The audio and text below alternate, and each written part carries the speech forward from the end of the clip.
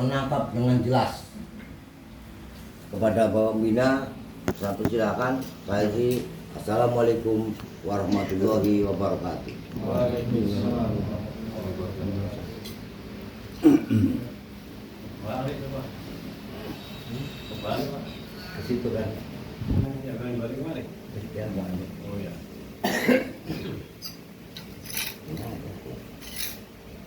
Bismillahirrahmanirrahim. Assalamualaikum warahmatullahi wabarakatuh. Waalaikumsalam. Alhamdulillahirrahmanirrahim. Innallaha malaikatahu yusholluna 'alan nabi. Ya ayyuhalladzina amanu shollu 'alaihi wa sallimu taslima.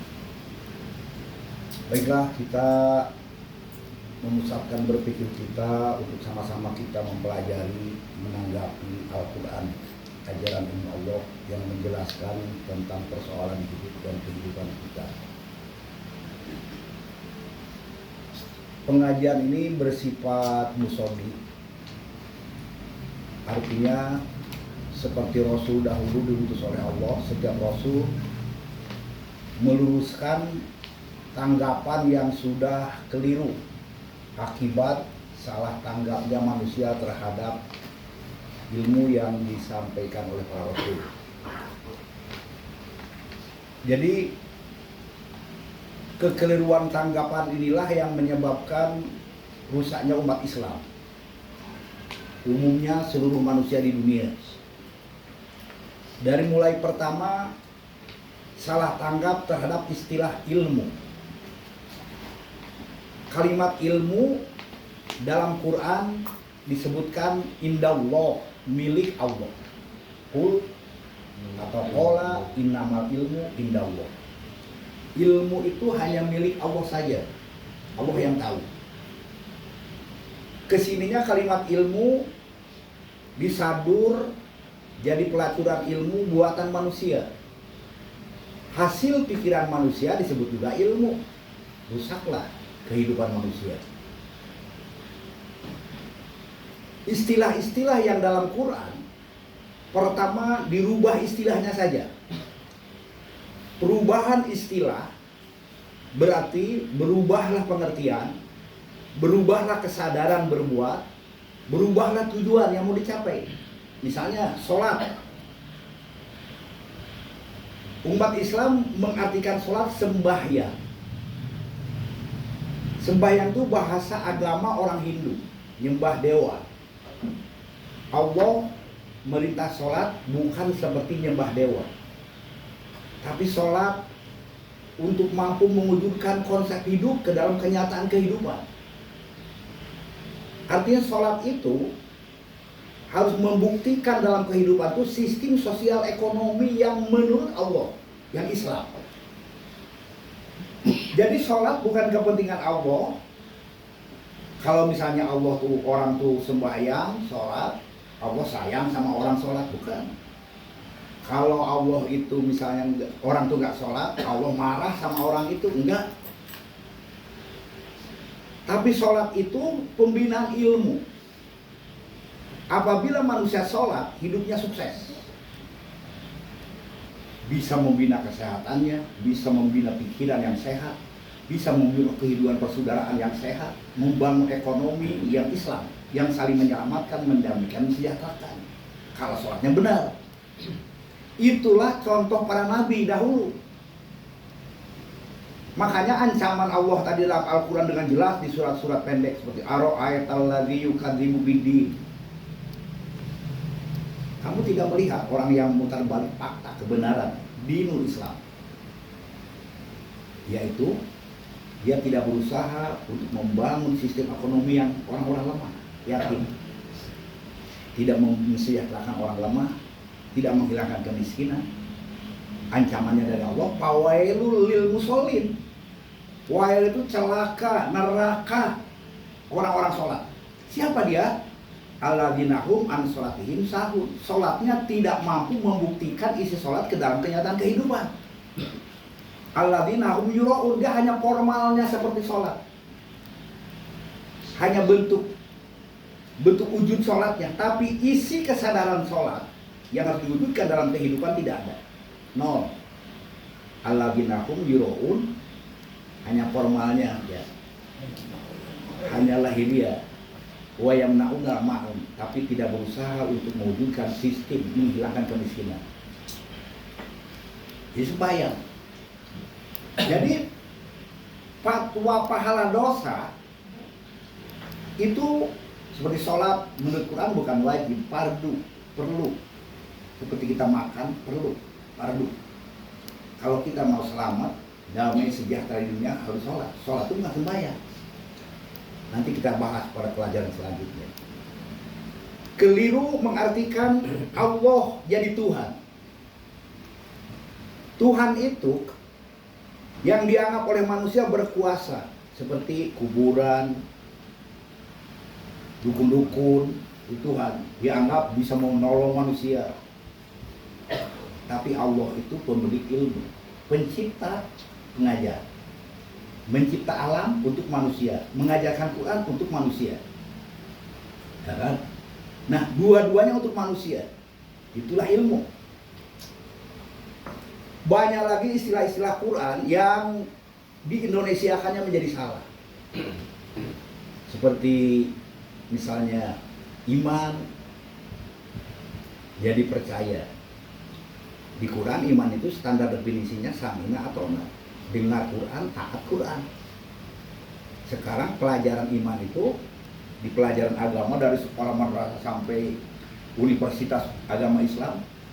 Apabila orang nyebut iman, percaya ada Allah, percaya ada malaikat, jangan percaya ada kitab yang wajib diketahui, percaya ada Rasul, percaya ada hari kiamat, percaya qadar, khair, baik buruk dari Allah.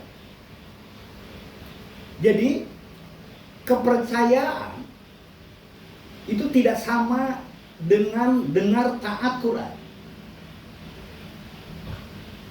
Akibat dari penggeseran nilai tadi, akhirnya kita merasakan umat Islam baik di seluruh dunia nih pecah belah. Itu udah jelas. Di Arab itu peperangan antar Islam. Iran lawan Irak, aliran Sunni lawan Syiah, Syria lawan Iran. Jadi dunia luar tepuk tangan, atau umat Islam di Indonesia lah. Nah, kita sekarang saya ajak saudara-saudara untuk kembali kepada standar kebenaran. Pertama, mengenal Allah.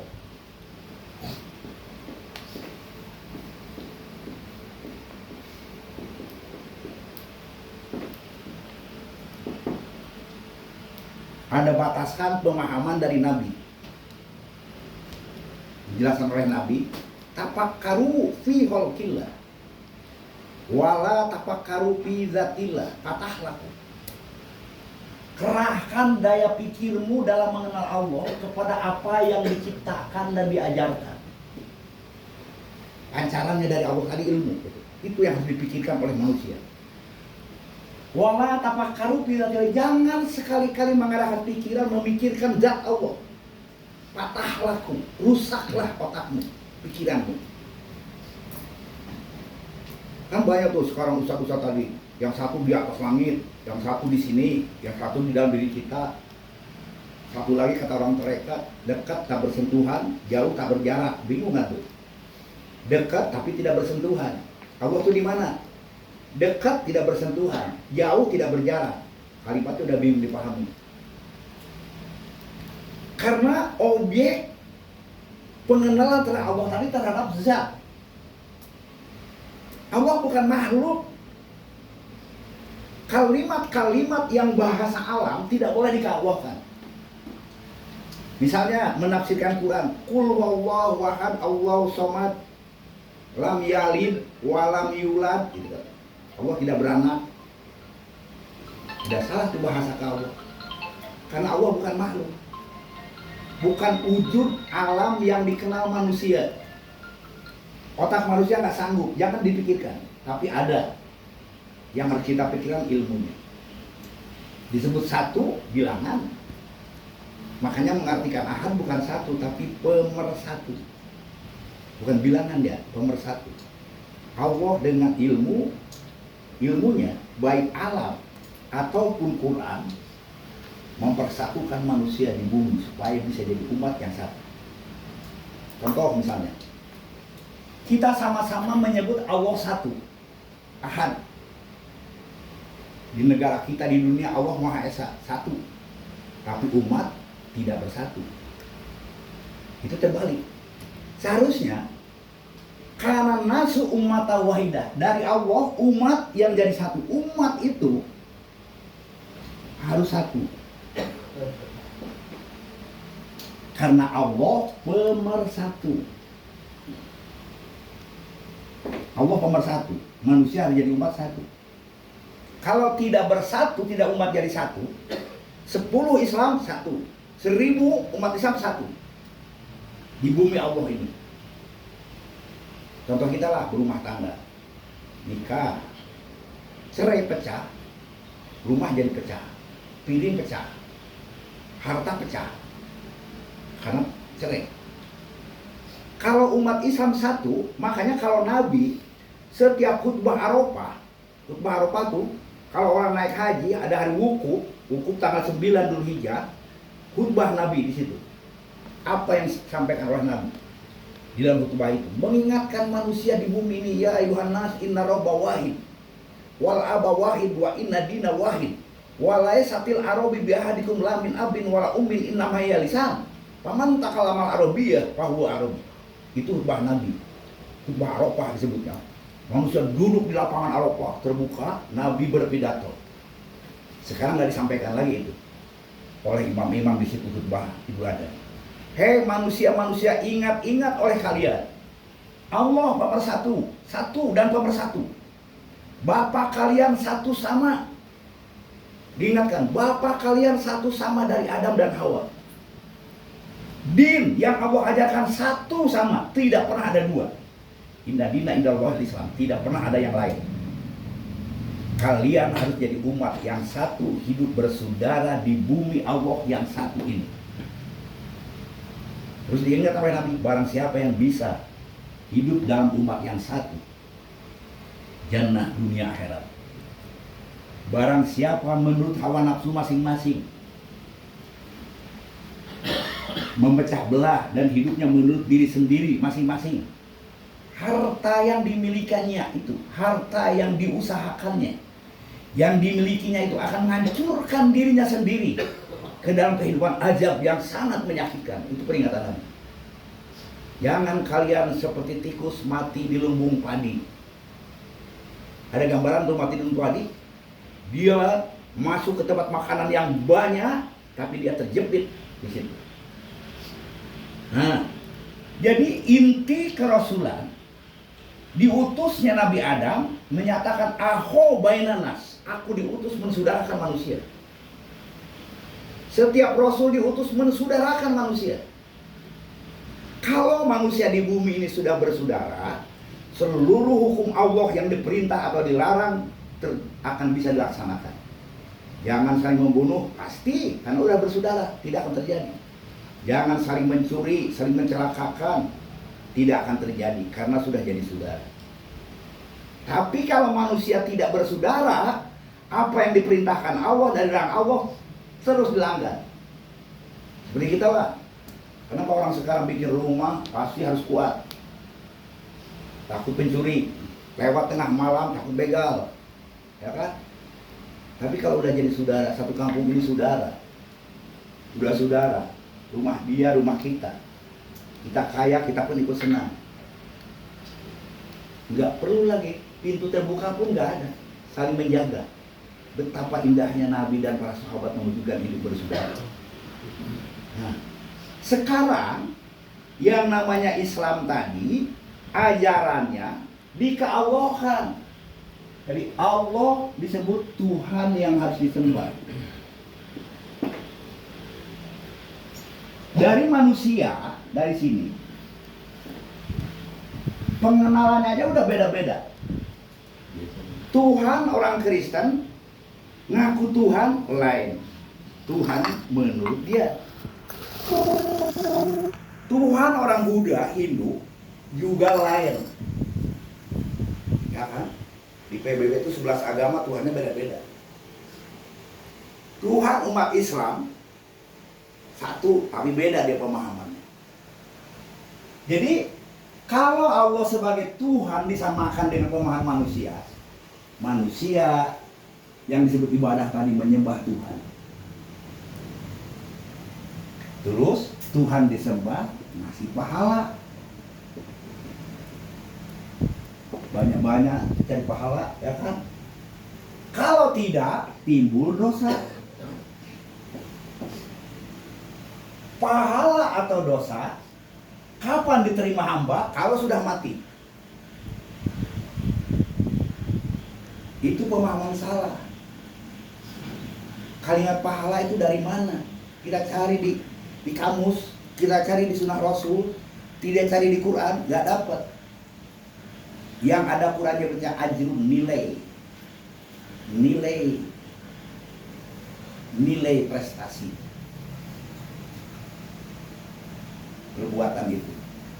Jadi pemahaman manusia terhadap Allah jadi Tuhan tadi, satu, objek perbuatan manusia nyembah Tuhan, bukan dari Allah untuk manusia. Akibatnya kehidupan dunia tadi menjadi tidak terwujud oleh konsep Allah.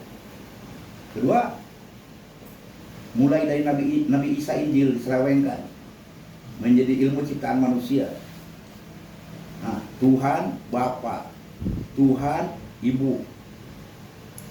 Dijawab oleh umat Islam, Tuhan itu tidak berbapa, tidak punya anak. Jadi persoalan konsep manusia, falsafah. Yang kedua, dari kalimat Tuhan ini lahirlah dua paham. Satu dari Jabaret Kristen masuk ke Islam Jabariyah. Dari Kodaret Kristen, Kodaret masuk ke Islam jadi Qadariyah. Dulunya ini heteronom, ini otonom, falsafah Yunani, berubah jadi Jabaret, masuk Islam jadi Jabariyah. Jabaret, Jabariyah. Contohnya gini, baik buruk menurut Jabariyah tadi, itu Tuhan yang ngatur. Itu paham keliru. Misalnya kita sakit, itu udah kehendak Tuhan. Kita sehat, kehendak Tuhan. Kita miskin, udah kehendak Tuhan. Mati, kehendak Tuhan. Gempa, kehendak Tuhan. Banjir, kehendak Tuhan. Tsunami, kehendak Tuhan. Nah, itulah gara-gara tidak tahu Allah mengenal ilmu. Jadi nafsirkan Quran pun menurut pahamin. Contohkan surat Al-Baqarah, kalian suka baca Quran. Surat Al-Baqarah ayat 7 dari mulai ayat 6. Innal ladzina kafaru sawaun alaihim andartahum am lam tundirhum la yu'minun. Sesungguhnya bagi orang kafir sama saja, disadarkan atau tidak dia tidak akan beriman. Kenapa? Khatamallahu ala qulubihim. Sudah dikunci oleh Allah qalbunya, hatinya. Wala samihim, ditutup telinganya. Wala absorihim. Jadi artinya menurut Jabariyah tadi, dia kafir oleh Allah dikunci hatinya, qalbunya, telinganya ditutup. Walahum adzabun alim. Dan bagi mereka mendapat siksa yang sangat berat. Sekarang kita gunakan akal. Cocoknya dengan akal sehat. Orang kafir nggak bisa disadarkan, dikunci oleh Allah hatinya, ditutup telinganya, udah gitu disiksa. Zolim nggak Allah? Coba jawab, zolim nggak Allah? Allah yang ngunci telinganya, yang nutup, Allah mengajak. Seharusnya tafsirnya gini, Khotamullah, orang kafir sama saja disadarkan atau tidak akan beriman. Kenapa? Khotamullah, tertutuplah kemungkinan Quran terhadap ruang kesadaran mereka. Karena tertutup kesadaran itu kenapa? Sam'unya tidak mau dengar, basarunya tertutup, terhalang oleh faktor hawa nafsunya sendiri, fi qulubihi. Jadi ditafsirkan oleh surat Fussilat ayat 5, fi qulubihim akinnatan. Dia tertutup oleh hawa nafsunya sendiri. Apakah dia punya jabatan? Apakah dia karena kaya? Apa dia karena punya memiliki kekuatan? Apa dia karena dia kesombongan? Dia tutup telinganya, nggak mau dengar petunjuk. Aku bisa, menurut aku nggak butuh itu. Nah, sehingga dia akan menata kehidupan bencana perekatnya di dunia ini. Jadi dirinya yang butuh. Nah, terus Qadariyah, saya mau Pak Harto dulu. Waktu KB, surat Ar-Ra'd 12. Inna Allaha la yughayyiru ma biqaumin hatta yughayyiru ma bi anfusihim. Itu KB. Allah tidak merubah nasib suatu bangsa kecuali bangsa itu sendiri merubahnya. Bikin KB, 2 anak sudah cukup. Berarti tergantung manusia. Dua-duanya salah. Yang benar, manusia tidak akan berubah kecuali mau dirubah oleh ilmu Allah, oleh rancangan pasti Allah. Seperti kita tidak akan bisa hidup bahagia di dunia kecuali menurut Quran. Kita tidak akan bahagia dunia akhirat kecuali menurut taat Quran. Kita tidak akan hidup panjang umur kecuali mematuhi ilmu Allah. Boleh. Kita duduklah tiap hari, duduk di rumah tiap hari gini. Banyak duit, kaya, duduk. Ya Allah, panjangkan umurku, sehatkan, panjangkan umurku, ya Allah, karena aku kaya, ya Allah, ya kan? Tiap hari duduk ini, makan daging tiap hari makan. Penyakit datang, kolesterol, darah tinggi, banyaklah penyakit masuk. Gula darah, mati cepat. Padahal dia berdoa ke Allah. Yang Allah mau doa itu, dia taati pelaturan makan. Dia bergerak tiap hari, mengatur organ tubuhnya bergerak. Kakinya bergerak, tangannya bergerak, makannya teratur. Terus ngomong ke Allah, ya Allah sehatkan aku. Aku mengikuti petunjukmu agar aku sehat. Sehat ya. Nabi Muhammad itu 96 tahun masih sehat ya, masih kuat berpikir. Dan mengikuti Malaysia, kan? Sedikit banyak dia mengikuti pelaturan. Bahkan dia aja ustaz-ustaz tuh cuma ngomong pahala-pahala, tidak tahu Quran bagaimana membina kesehatan, membina hidup.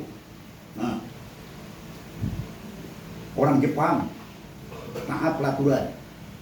Jadi karena kita sudah jadi paham ini, umur Allah yang menentukan, walaupun hidupnya tadi tidak teratur, ya kan? Jadi hidup yang menurut Allah tadi teratur, yang ini menurut manusia, tidak menurut konsep Allah, yang ini kehendak Allah Tuhan, dua-duanya salah. Yang benar, baik buruk manusia tergantung mengikuti ilmu. Saya contohkan logikanya gini, orang memasang keramik nih tukang. Benernya pasangan tergantung kepada aturannya, misalnya waterpassnya, diukur dia, sikuannya, masang ditarik benang, berarti pelaturan. Karena taat pelaturan, taat hukum, maka dia pekerjaannya bagus. Nah, jadi bukan subjektif menurut dirinya pelaturan. Nah, jadi karena itu Allah bukan Tuhan, tapi Allah pemilik ilmu. Nah, dia Allah itu pemilik ilmu. Dan gak ada yang punya ilmu kecuali dia Allah. Kul inamal ilmu Allah. Jadi sekarang ilmu-ilmu yang lain-lain tuh buatan manusia itu bukan ilmu, falsafah. Bahkan di surat Al-Furqan disebutkan wa anna ma ja'alna min dunihil batil. Semua yang dilahirkan pikiran manusia tidak menurut ilmu Allah batil. Salah itu. Nah, jadi apa ilmu menurut bahasa Indonesia? Tahu. Kan gampang tuh. Tahu, yang tahu Allah. Di luar Allah nggak ada yang tahu. Kita ini manusia hamba semua. Mati pasti berakhir. Nggak ada yang bisa mempertahankan kematian. Bumi punya Allah, dirinya pun dari Allah. Jadi semua punya Allah yang tahu. Jadi kalau kita mau bangun hidup harus menurut Allah. Negara yang paling kecil rumah tangga, negara presidennya kita suami, harus menurut Allah. Bahagia pasti jannah dunia akhirat. Negara di mana-mana mendirikan negara jangan menurut manusia, menurut Allah. Kalau menurut Allah itu cukup semuanya. Semua manusia tadi adil. Kebahagiaan. Nah, sekarang manusia zolim Yahudi tadi, semua ilmu Allah digeser dia ke sini. Contohnya Islam tadi. Islam dari zaman Muawiyah digeserkan kepada Tuhan. Cari pahala saja. Ekonomi diatur oleh manusia. Islam itu mengatur ekonomi supaya adil. Supaya anak bayi sampai kakek-kakek, nenek-nenek adil, kebagian semua. Kalau Indonesia ini benar adil pemimpinnya, kita rakyat Indonesia, seorang 3 juta udah dihitung. Satu rumah tangga 3 juta dapat jatah dari negara. Kalau benar negara untuk rakyat. Di bumi ini ada emas, bisa dijual, ada minyak, ada gas, perak, tembaga, segala macam ada. Baru di dalam bumi ini, belum di laut. Belum di udara ini yang dimanfaatkan tadi. Belum di dalam buminya, di atas bumi. Bisa ditanam apa-apa. Saking kayanya bumi dari Allah tadi. Kalau pemimpinnya tadi seperti Nabi dan para sahabat tadi untuk kepentingan umat manusia, kepentingan Allah, maksudnya kepentingan melaksanakan perintah Allah, maka rakyat tadi dihantarkannya untuk dunia hasanah wa akhirati hasanah wa qina adzabannar. Jadi sekarang kenapa timbul seperti ini? Timbul negara seperti ini karena ini sih gak mau ini menurutnya. Jadi contoh yang disebut Allah yang tahu ini, kita lihat Quran surat Al-Baqarah ayat 23. Wa in kuntum fi raibin wa nazzalna ala abdina fa'tu bi suratin min misli. Kalau kalian merasa ragu terhadap Al-Quran yang diturunkan kepada Nabi Muhammad, coba bikin bacaan seperti Quran. Satu surat saja. Pasti nggak bisa kata Allah. Kumpulan orang pintar nggak bisa. Terus alamnya, kalau kalian merasa ragu terhadap ilmu ini dari Allah, bikin binatang kecil saja, lalat, nggak bisa. Karena mencipta itu dari tidak ada kepada ada itu monopoli Allah. Jadi ilmu ini oleh Allah dipancarkanlah, dicipta jadi alam. Alam itu tanda jamak dari kalimat ilama, alam itu kalau tulis Arab. Alam jamak dari ilama, alam itu tanda ciptanya mana alam. Ilmu oleh Allah nggak dia cipta, dia ajarkan. Jadi alam ajaran dia. Nah, jadi Allah tadi menyetimbangkan ini tadi alam dan alamat. Alam itu apa saja? Oleh Quran diperinci lagi. Alam gaya, goib.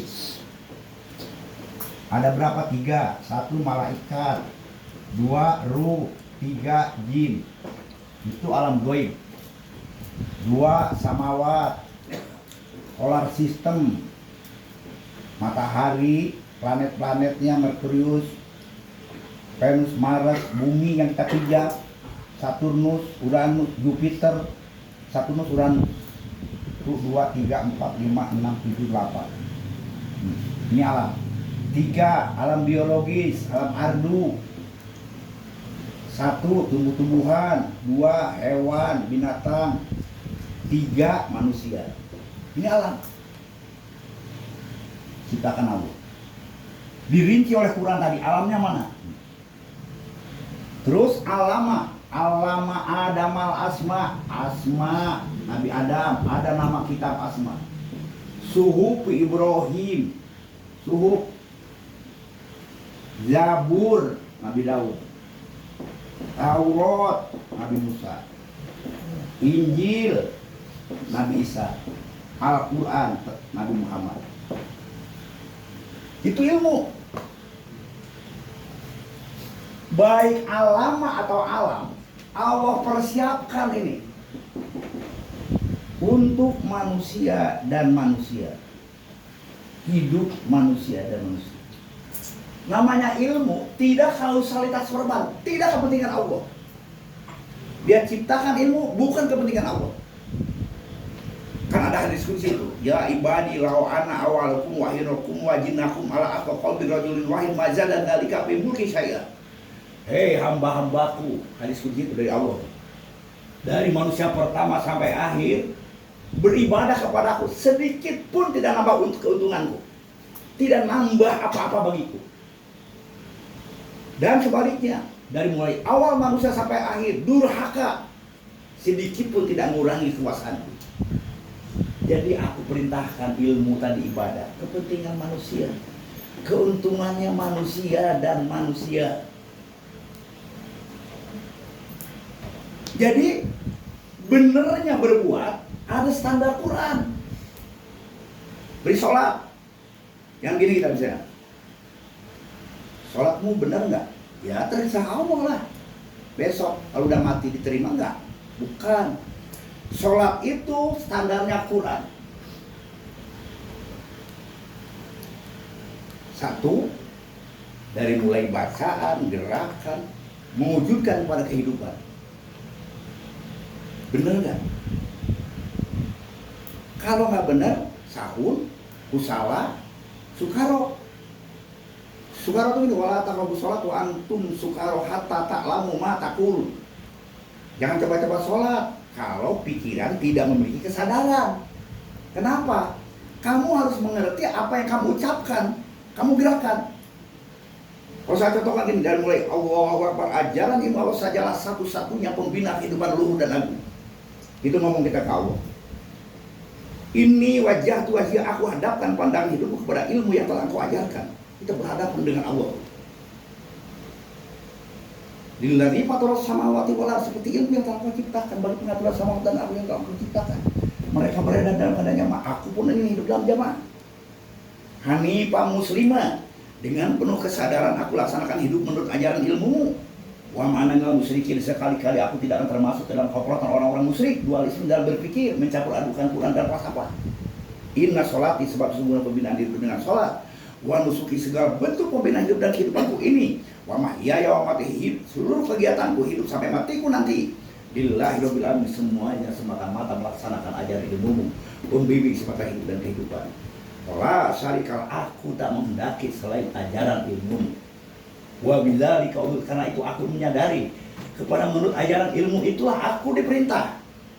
Wa ana minal muslimin, dan aku telah menetapkan diri untuk hidup dalam jamaah Islam. Itu ngomong kita. Belum Fatihah, belum ruku, siap memikul amanah.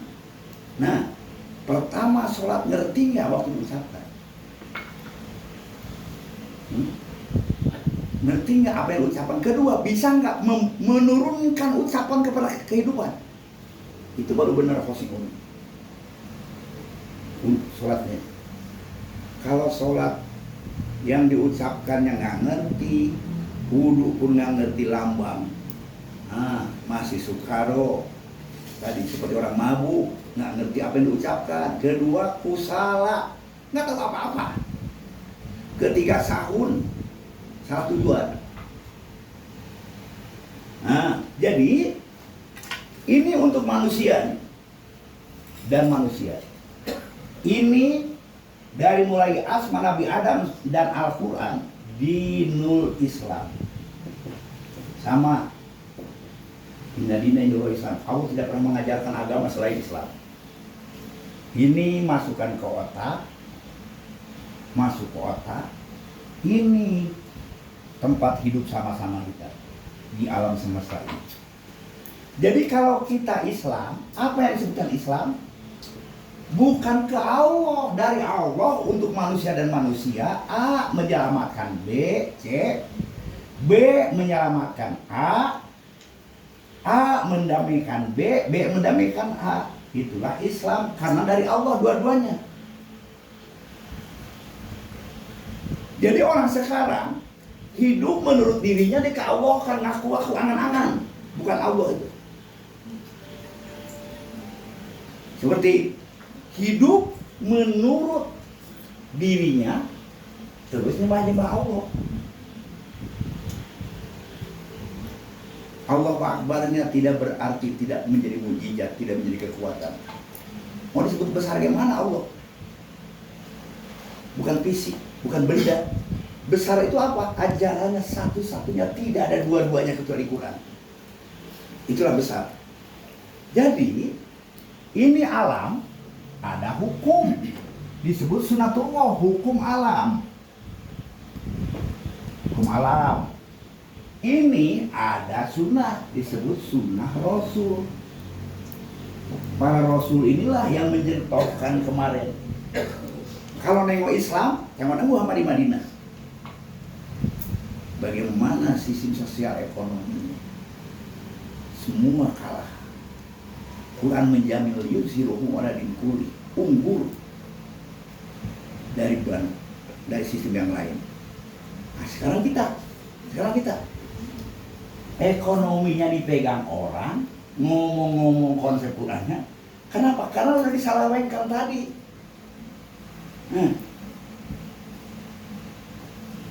Jadi kita kenapa anak-anak sekarang nggak mau Islam? Karena Islam tadi sudah sudah dibelokkan, sudah dikebiri,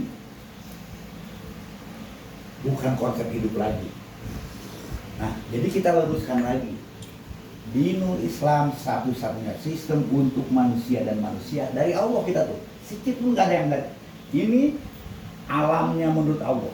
Seperti ini, bumi yang kita pijak ini, kalau salah ngolah akan terjadi bencana. Jadi bukan Allah yang buat, salah mengurus alam tidak menurut aturan Allah. Nih, kenapa banjir?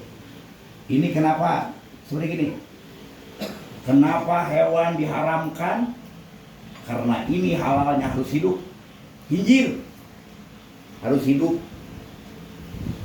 Bukan berarti ada cacing pita, bukan gitu. Namanya hinjir itu bukan babi. Binatang bertaring, ular, biawak, buaya, macan, kucing, singa, monyet yang bertaring semuanya diharamkan, dia harus hidup halalnya. Memelihara hutan, ekosistem untuk hidup manusia dari segi hidupnya. Yang dibolehkan dimakan. Seperti lembu, yang bagus itu jantannya dipotong, makanya kurban harus jantan. Kalau manusia motong boleh tadi yang betina, punah. Nah, nanti dipotong yang betina. Jadi ini ada hukum seperti ini.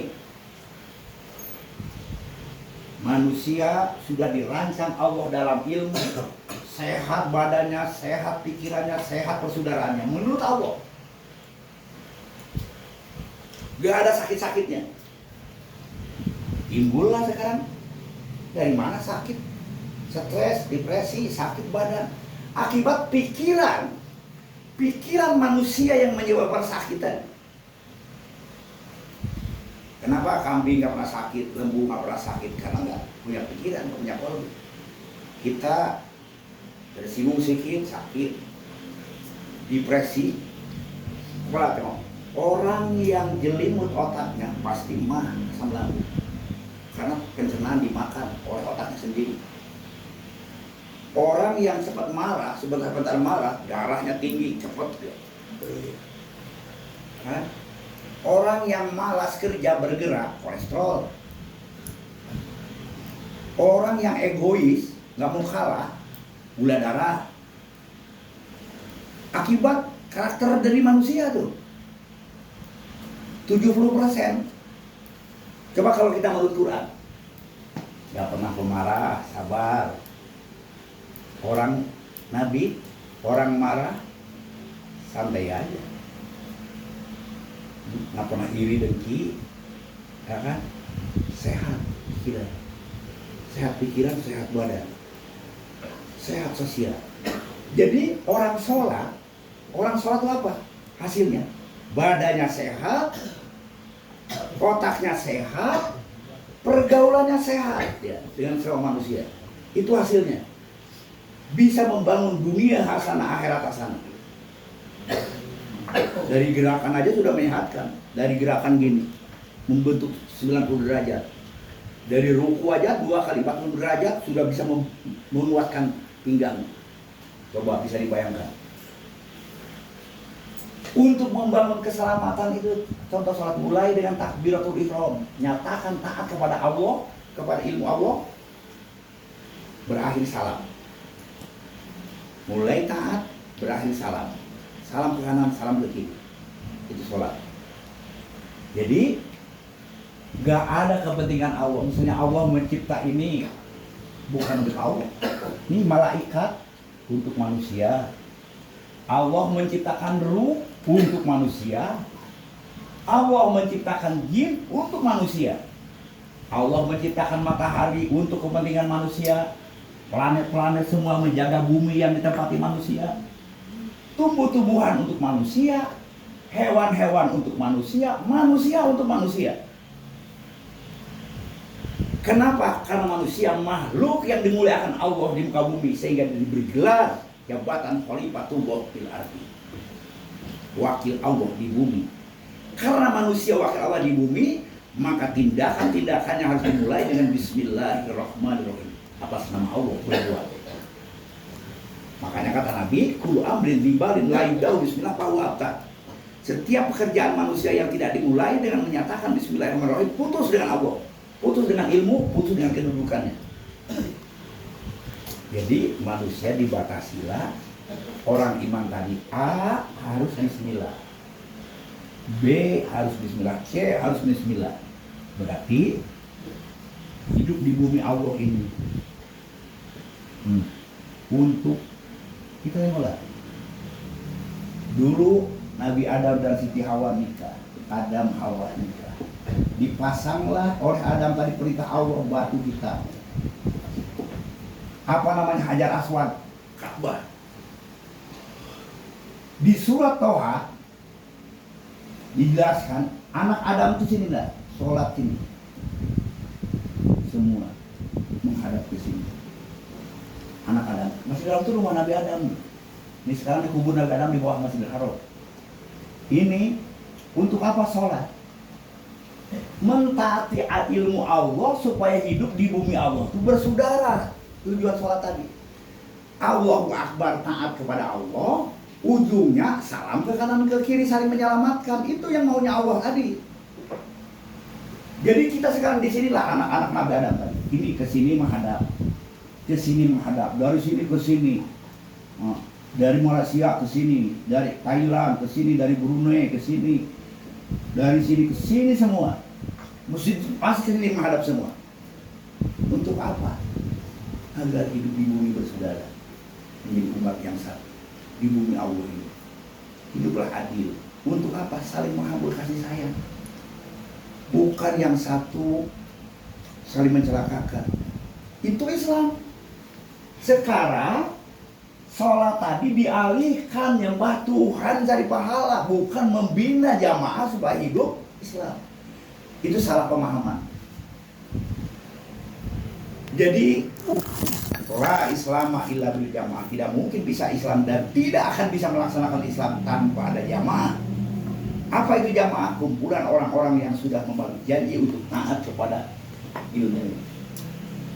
Jadi kalau kita tidak kembali lagi memahami ilmu untuk hidup kita, maka kita di dunia seperti inilah. Jangankan di akhirat besok, di dunia aja sekarang kita uring-uringan. Di surat Al-Hajj itu, seperti orang yang berjalan di pinggir jurang. Kita geser ke kanan jatuh, geser ke kiri pun jatuh. Kenapa? Karena keyakinan yang kita pahami bukan dari Allah. Bukan dari Allah menurut Rasul, tapi bahasanya dari Allah, kemudian kesadarannya sudah disampaikan di Allah. Jadi ini saudara-saudara, masih banyak lagi yang harus saya sampaikan, tapi saya batasi dulu. Saya beri kesempatan saudara bertanya. Demikianlah hal tawakal yang masih. Wassalamualaikum warahmatullahi wabarakatuh. Waalaikumsalam. Yang bertanya nilainya 10.